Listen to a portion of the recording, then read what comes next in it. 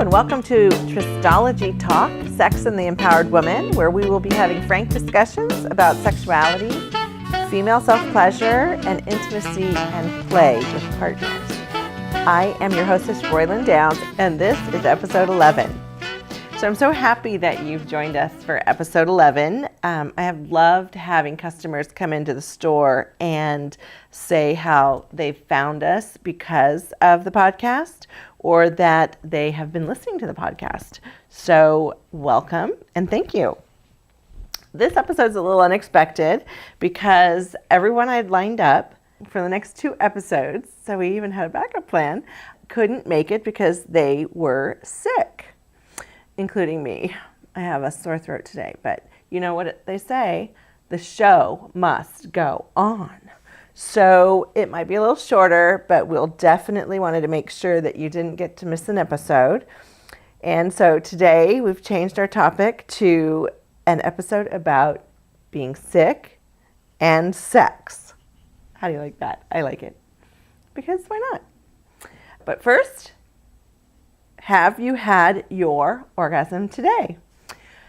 So I can definitely say yes, because I know that when you're sick or when you have an orgasm, it releases oxytocin and antibodies and things you can't get any other way.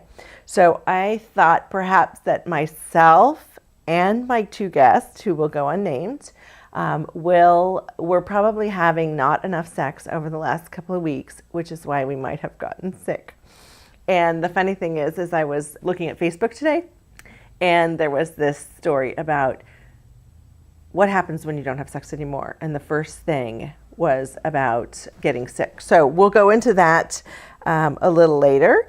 But next is, what did we hear in the store this week? I had such a fun one this week because I was helping these 3 young women, late teens, early 20s. And this gentleman walked in, and he was waiting patiently, but I put the young woman in the dressing room to try on one of our hottest little numbers, a Patrice Catanzaro one piece that had a zipper from front to back.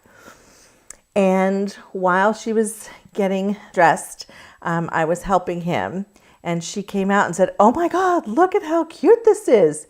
And he had his face to the back wall, and he says, "I'm not looking, I'm not looking, I'm not looking." And I was just smirking at him because he was so dang cute. He was in his 40s to 50s, and I was helping him with this one product that he was looking for. So I went to check her out and see how the thing fit, and oh my God, she was so cute in it. But all he could do was have his back to us while we were, fitting her and checking her out and all that. Well, she tries on a second little outfit while he's still working with me on finding his product that he needs. And she looked amazing in the second outfit. And while I'm checking him out, she says, "So you guys, tell me why I have never pursued a profession in stripping." And the 2 of us just looked at each other and just started quietly giggling because we didn't want to let her know we had heard her. But it was the funniest thing I've heard. And he said, "You must hear the most interesting things in your store." And I do.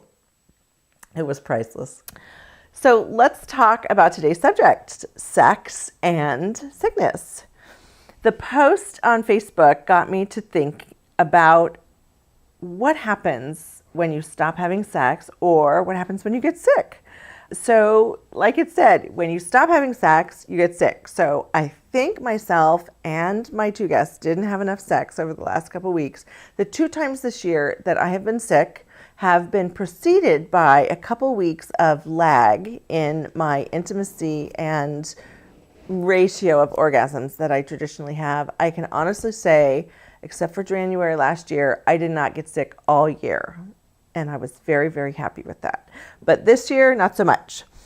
So I decided that I had to research, why does no sex make you sick? And found 2 really great articles from Men's Health magazine. So you can look these up as well if you want more detail, but I'll cover kind of their high points on it.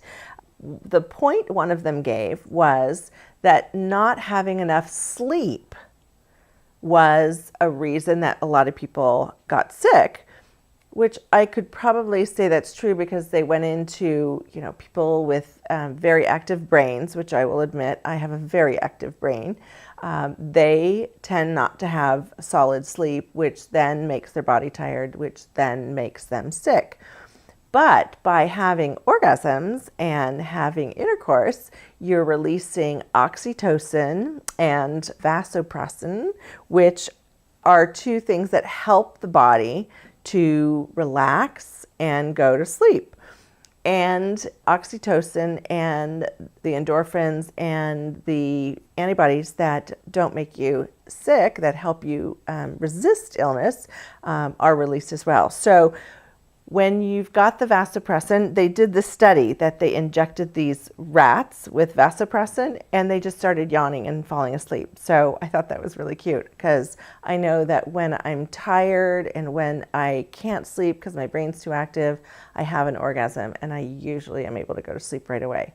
So when you're not feeling well though, here's the thing. We don't really want to be intimate with our partners. We don't necessarily want to have sex. And the other article was really funny because it said, do you have sex when you are sick?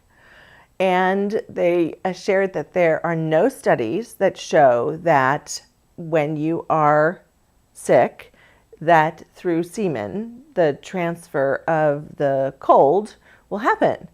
All right, you can have sex, but what they also said was, if you have sex, it's the kissing that makes you sick. So yeah, that's no fun. So what I am thinking is you can have orgasms and it doesn't matter whether it's with your partner or by yourself. Have the orgasm, try not to get them sick. And even though you're sick, I say you can still have fun and make your body feel good and have an orgasm and have the pleasure. Just try not to get your partner sick, because the other part of the study that they showed was you cannot protect yourself when you have an illness and you think you're going to protect yourself by dousing yourself in antibacterial cream and make love to your partner and not get them sick. It's not going to work. So bugger. I guess I have a few more days before I get to be intimate with my partner, but I can still have my orgasms. It just won't be as fun. So I decided to put a product of the day in today's episode because I haven't put one in for a while. So it's the Womanizer. You might have heard about the Womanizer. I might have talked to you about the Womanizer, but maybe in the last 10 weeks I might not have, because the Womanizer has been out of commission. And if you could see me on YouTube, I'm holding the Womanizer in my hand. So the Womanizer has been out of stock from the company Womanizer for almost 6 months, which makes me a bit crazy because I love this product.